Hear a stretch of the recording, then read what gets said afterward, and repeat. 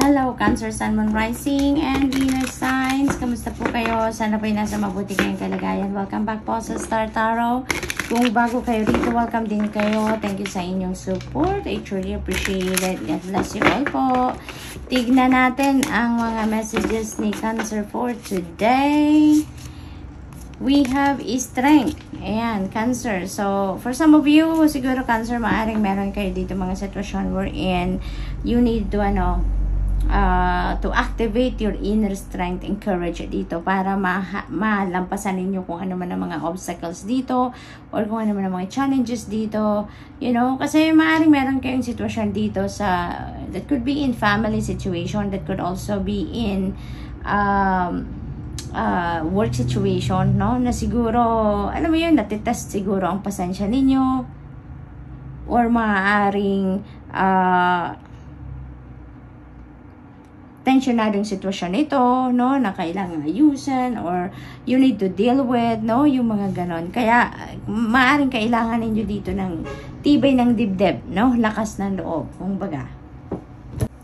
So, let's see kung ano pa ang ganap. Nagpaiwan na siya, sukunin na natin. So, we have Tower. Ayan. So, yung Tower energy, Cancer, this is a change, no? This is massive change. Malakihang pagbabago ito. At saka meron itong pagbabagong may surprise element, no? So, this is going to be a sudden change. It's going to be surprise change na mangyayari sa inyo. Depende sa inyong sitwasyon, ano? Maaaring sa iba't ibang parte ito or maaaring sa isang major area lang na buhay ninyo, no? So, this could be trabaho, this could be karera, this could be pamilya, no? It could be in any area of life. Depende sa inyong sitwasyon na maaaring magbago dito, no? Whatever this change, you know, Cancer, na maaaring dumating sa buhay ninyo or maaaring mangyari, you know, this is the work of the universe, no?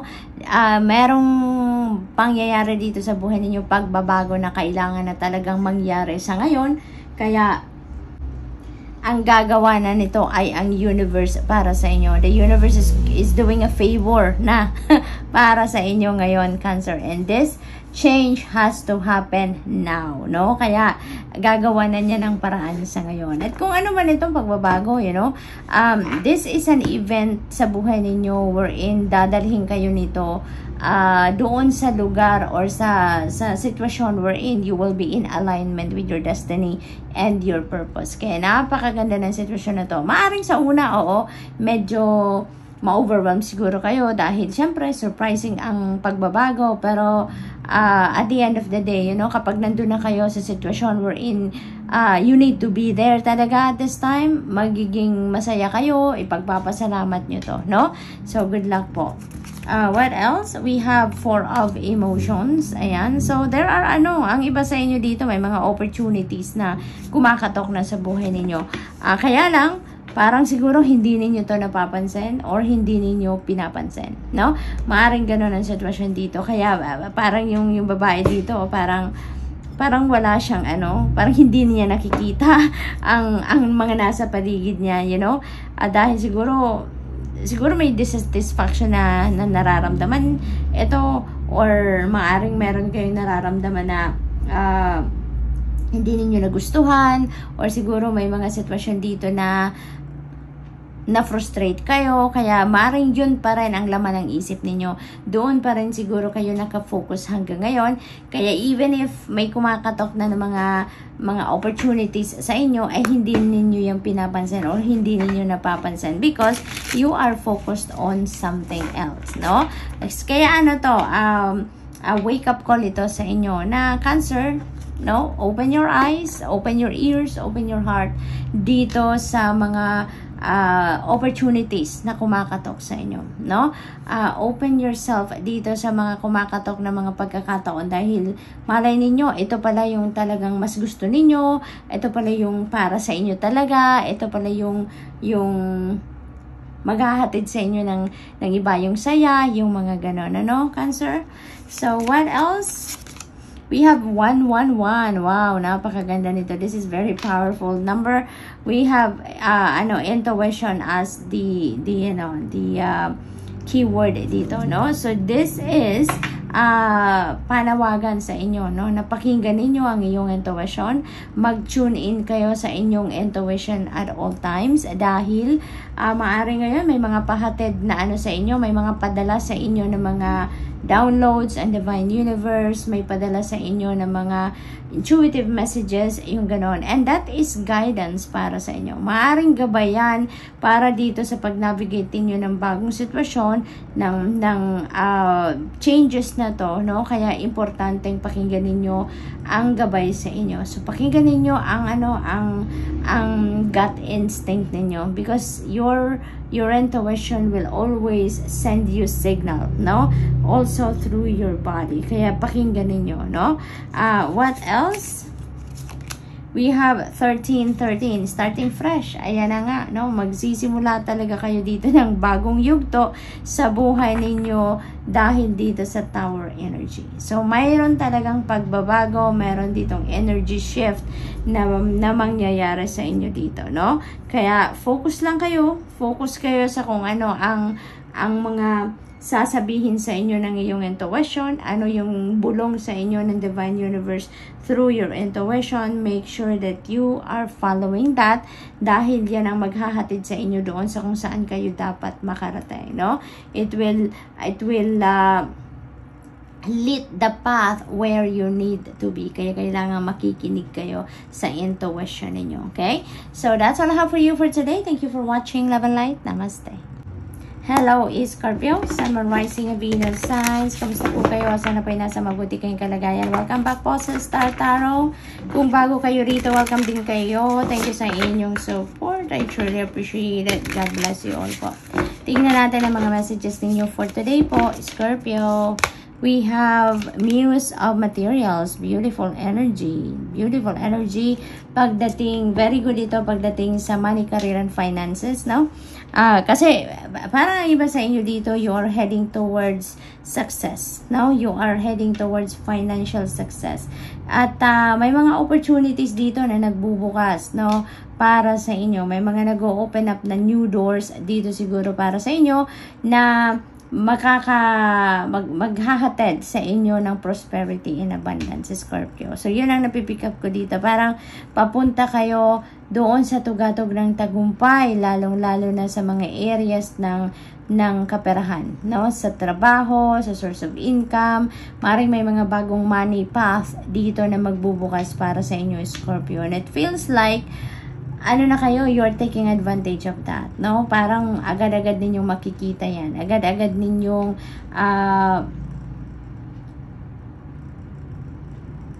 mabubuksan ang mata ninyo kapag dumating yan, no?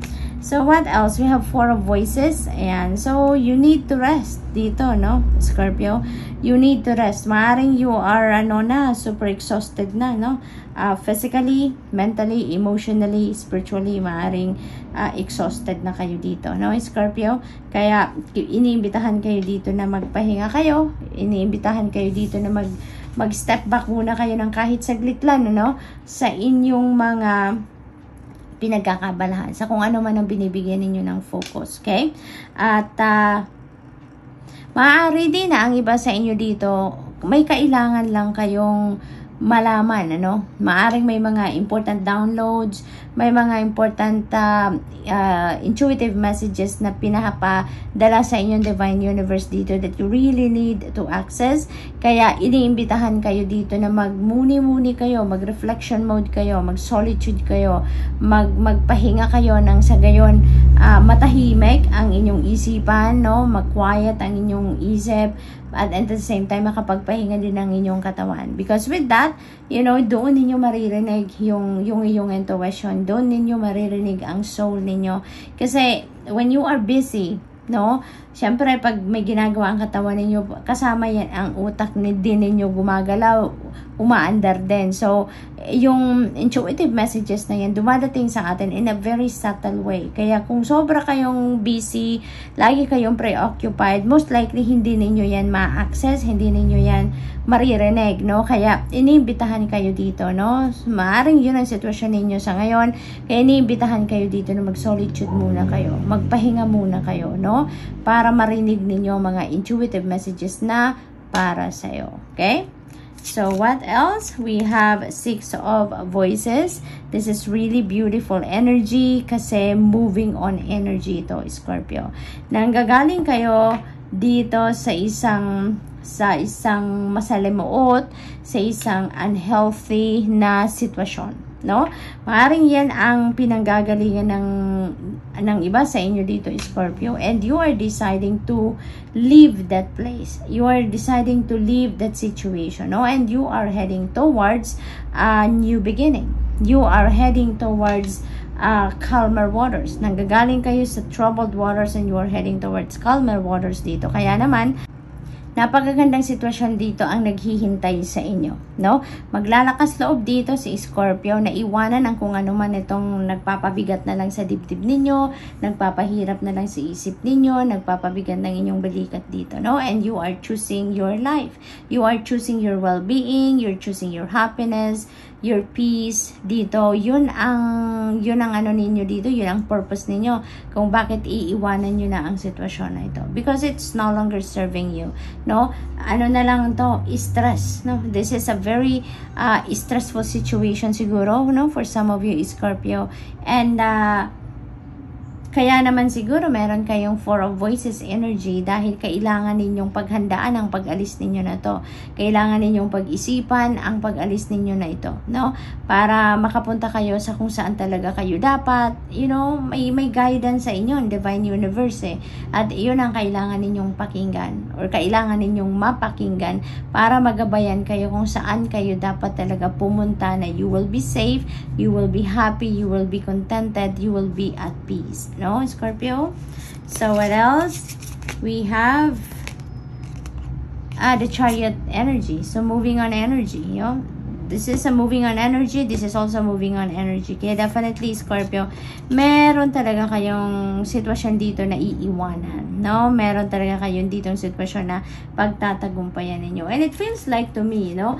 Kung manggagaling kayo dito sa isang difficult situation and you are heading towards happiness ninyo, that is already your tagumpay, no? Talagang success na ninyo yan, na yung pagdesisyon pa lang ninyong umalis or iwanan ang sitwasyon na kung ano man ang very toxic now for you, very unhealthy now for you, ang pag-iisip nyo pa lang na umalis na sa sitwasyon na yan, that is also the beginning of your success. Dahil unang-una, makakawala na kayo sa sitwasyon na yan, no? Pangalawa, you are heading towards iyong kasiyahan, yung safety ninyo, yung magkaroon kayo ng peace of mind, diba? Yun ang premyo ninyo, no? Yun ang premyo ninyo na maging magaan na ang inyong pakiramdam, maging maayos na ang inyong sitwasyon, yun ganon, diba? Kaya magiging matagumpay, no, ang pag-alis ninyo sa sitwasyon na yan. Dito na din sa Chariot energy, this could be also travel for some of you. Dito din sa Six of Voices, this could also be travel as well for some of you. So that could involve traveling dito for some of you, relocation for some of you, Scorpio. You are really removing yourself, no, physically dito sa kung ano man ang sitwasyon na to. Kaya merong pagbabiyahe talaga, merong paglilipat ng titirahan, paglilipat ng lugar na titirahan, yung ganon. So good luck, no, sa inyo, Scorpio, at mag-iingat po kayo. So tignan natin kung anong final messages ninyo, Scorpio. Final messages po ninyo ay 10-10. Ayan, it's up to you, no, it's up to you. This is a new beginning energy, 1-1, no? Kapag inalis natin yung 0-0. Kaya, it's all up to you talaga, no?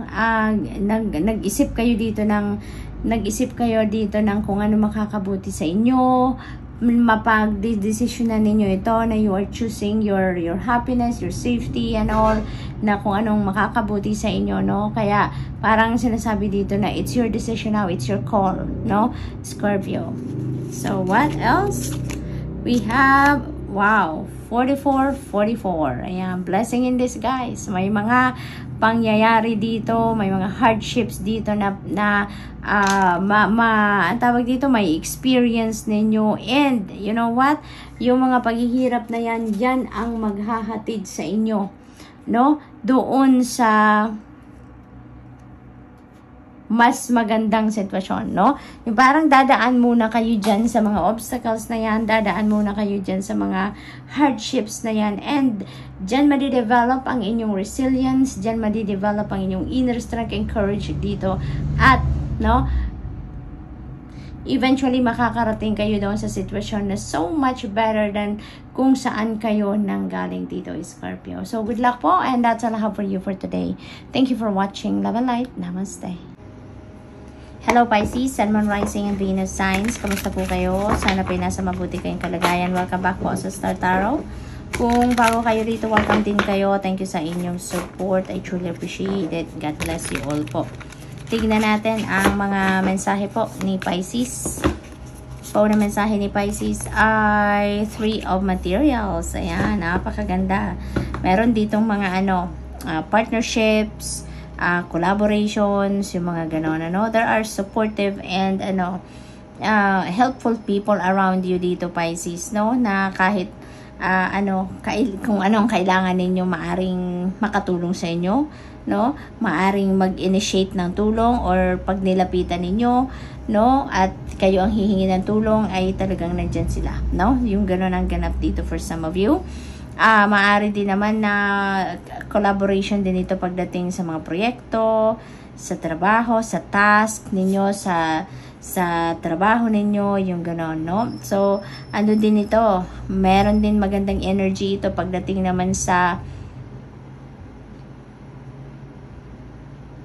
success, no? Kasi si Three of Materials then, this signifies also that the beginning of success ay nandito na, no? Kumbaga, magsisimula na kayong umakyat sa ladder of success, kumbaga, Pisces. And that could be with the help of those people, no? That are very supportive and helpful of you. So, tingnan natin kung ano pa. We have the star energy. Napakaganda. Star energy is about healing, no? Kaya maaring siguro may mga physical ailments ang iba sa inyo na nararamdaman, or maaring recently nagpapagamot kayo, yung mga ganun ba. And ngayon maaring maramdaman ninyo na, or magsisimula na kayong makaramdam ng pagbalik ng inyong lakas, no?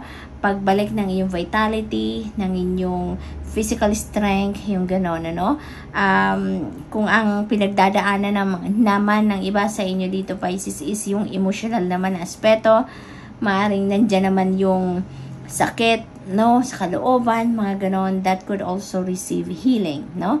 Sa ngayon. So, maaaring magkaroon na kayo dito ng puwang sa puso ninyo para sa pagpapatawad, yung gano'n, ano? At, parang magliliwanag na din ang iyong kaisipan, maluluwag na din ang inyong pakiramdam, no? Yung ganon. This is also wish fulfillment energy. Kaya most likely may mga wish din kayo na maaring mag-come to fruition na ngayon. May mga wish kayo na maaring mag-manifest na din sa buhay ninyo sa ngayon, no? This is also about new hope. This is also about optimism, new beginning, no? Kaya most likely, maaring kayo dito, magsimula kayo ng siguro isang magandang partnership talaga, no? With the Three of Materials energy. So, maaring sa larangan ng trabaho yan, sa larangan ng relationship din, maaring nandoon din yung partnership, no? Na mangyayari dito, maaring ganon. So, there's new path, no? Na magbubukas para sa inyo. Meron kayong fresh start dito na sisimulan, kumbaga, sa buhay ninyo, Pisces. So, good luck to that. So, tignan natin kung ano pa ang ganap for you. We have Ace of Emotions. This is another new beginning energy. So, parang marami kayong gagawin ngayong bago sa buhay ninyo, mga bagong sitwasyon, bagong experiences dito ang papasukin ninyo, no, Pisces? So, this is a beautiful new beginning dahil blessings ito na parating sa inyo. This is blessings na manggagaling sa Divine Universe, no? At saka kung ano yung kailangan ninyo sa ngayon, yun ang maaring dumating sa inyo. Yun ang maaring ipadala sa inyo ng universe dito, Pisces. Kaya, yung mga simulain na to, that could be in any area of life, maaring sa love, aspect ninyo, maaring sa money, career, finances, maaring family, and relationships, no? It could be in any area of life, no? Kaya, maano talaga, parang mabibisi kayo dito, Pisces, no? Maaring mabisi kayo. Kasi maaring yung mga blessings na yan na parating sa inyo also is maaring iba't ibang parte ng buhay ninyo, no? Ang maaring padalhan kayo ng biyaya, or it could be in some areas only, no? So depende sa inyong sitwasyon dito, but definitely may bagong parating, may bagong bagay or situation kayo na sisimulan sa ngayon or papasukin around this time, no?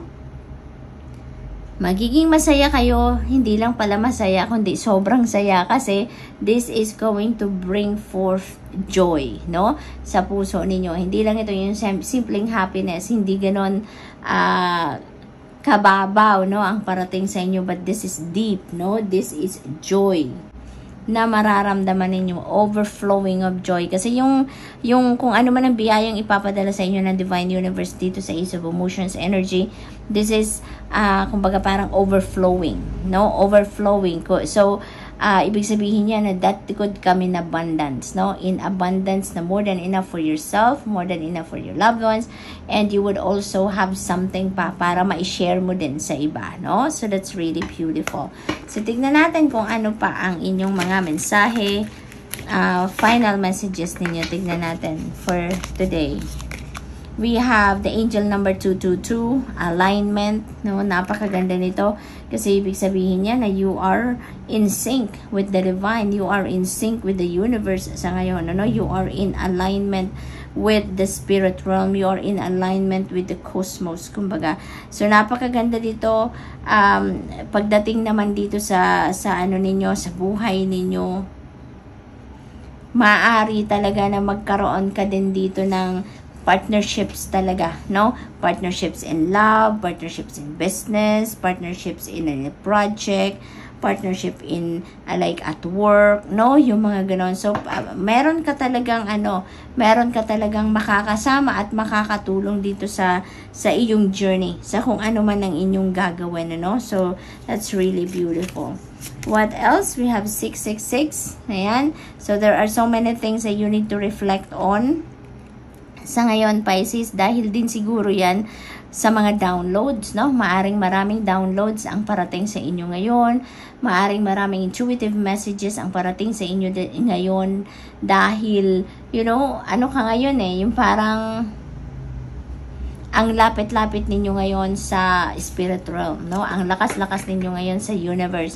Kaya siguro, pati dyan sa pagtahak ninyo sa mga changes na to sa buhay ninyo, sa pag-navigate ninyo ng mga bagong sitwasyon sa buhay ninyo ngayon, divinely guided kayo, no?